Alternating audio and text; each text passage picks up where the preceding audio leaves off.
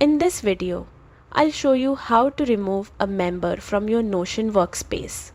This is useful for role changes, security reasons, or simply keeping your workspace organized. Start by opening your Notion homepage.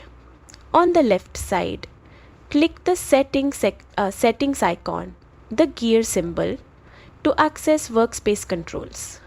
Next, go to the People section. Here you will see a full list of members in your workspace. Find the member you want to remove.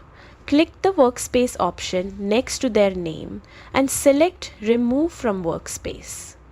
Notion will ask you to choose a reason for the removal. This step is optional but helpful for record keeping. After selecting a reason, click Continue, then Confirm by clicking Remove Member. And that's it. The person is no longer part of your workspace. Managing members regularly helps keep your projects secure and your team organized. Thanks for watching and happy notioning.